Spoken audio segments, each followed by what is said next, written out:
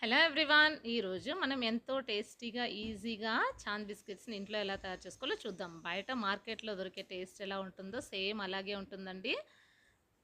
చూడండి, దీనికోసం అయితే ముందుగా నేను బటర్ని అయితే తీసుకున్నాను. అమూల్ బటర్ ఇక్కడ మనకి ఏ మిల్క్ షాప్లో అయినా షాపింగ్ మాల్స్లో అయినా దొరుకుతుందండి. సో ఈ విధంగా అమూల్ బటర్ని హాఫ్ అయితే తీసుకొని దాన్ని మెల్ట్ అవ్వడం కోసం అయితే నేను హాట్ వాటర్లో ఈ విధంగా మెల్ట్ చేసుకున్నాను అనమాట. తర్వాత వచ్చేసి హాఫ్ కప్ షుగర్ అనేది తీసుకుంటున్నాను.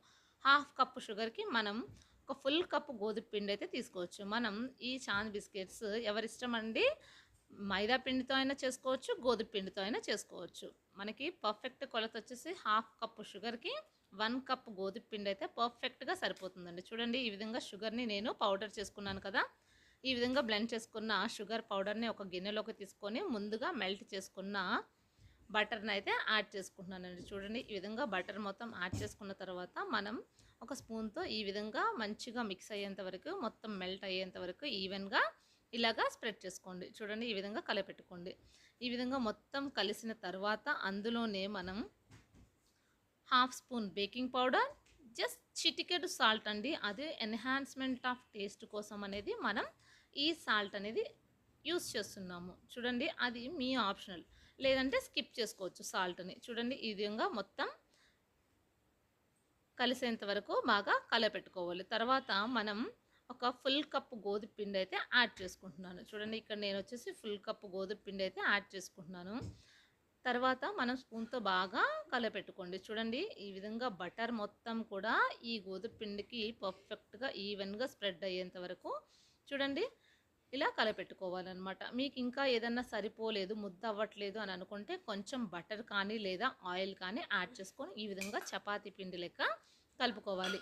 ఈ విధంగా కలిపేటప్పుడు మీరు ఎటువంటి వాటర్ అనేది యూజ్ చేయకూడదండి. వాటర్ యూజ్ చేయడం వల్ల ఏమవుతుందంటే మీకు చాంద్ బిస్కెట్స్ అనేవి లూజ్ అయిపోయి బాగా స్ప్రెడ్ అయిపోతుంది అనమాట. సో దాన్ని అవాయిడ్ చేయడం కోసం మనం వాటర్ అనేది యాడ్ చేయకూడదు. చూడండి, ఈ విధంగా కలపెట్టుకొని ఒక హాఫ్ అన్ అవర్ సేపు రెస్ట్ ఇవ్వండి.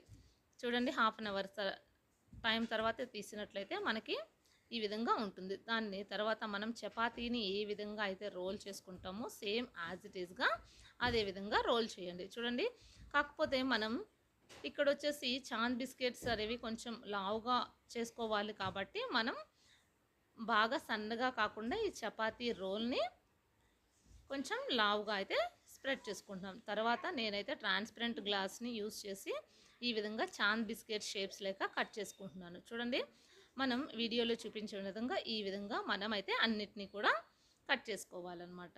చూడండి, మనకి ఈ విధంగా షేప్ అయితే బాగా కనిపిస్తుంది కదండి. ఈ విధంగా ఒకదాని తర్వాత ఒకటి, ఒకదాని తర్వాత ఒకటి అన్నిటినీ కూడా మనం కట్ చేసుకోవాలి. ఈ విధంగా కట్ చేసుకునేటప్పుడు తర్వాత నేనైతే ఒక కడాయిలోకి కొంచెం శాండ్ అయితే తీసుకుంటున్నానండి. ఈ శాండ్ని మనం ముందుగా అయితే స్టవ్ మీద పెట్టేసుకున్నాం అనుకోండి, అది కొంచెం సేపు అనేది ఒక 5 మినిట్స్ పాటు మనం ఇలా హీట్ చేసుకోవచ్చు. చూసిన విధంగా మోడరేట్ ఫ్లేమ్లో అనేది ఈ విధంగా హీట్ చేసుకోవాలి శాండ్ని. మీకు శాండ్ అనేది అవైలబుల్ లేకపోతే సాల్ట్ అయినా పెట్టుకోండి. చూడండి, ఈ విధంగా ఒక 10 మినిట్స్ పాటు మోడరేట్ ఫ్లేమ్లో పెట్టుకొని ఈ విధంగా బేక్ అవ్వనివ్వండి. తర్వాత మనం కట్ చేసి పెట్టుకున్న ముక్కల్ని ఒక ప్లేట్లో, చాంద్ బిస్కెట్స్ని ఒక ప్లేట్లో గ్రీస్ చేసుకొని ఈ విధంగా అన్నిటిని కూడా పెట్టుకున్నారంటే జస్ట్ 20 మినిట్స్ ఇలా లో ఫ్లేమ్లో ఉంచినట్లయితే అంతేనండి, మనకి ఎంతో ఈజీగా టేస్టీగా ఉండే చాంద్ బిస్కెట్స్ రెడీ. చూడండి, మనకి బయట మార్కెట్లో దొరికే లెక్క చాలా ఈజీగా టేస్టీగా చేసుకోవచ్చు కదా. పిల్లలు కూడా చాలా ఇష్టంగా తింటారు. మరి మీకు నచ్చిందా? అయితే ఒకసారి ట్రై చేసి చూడండి. ఆలస్యం ఎందుకు?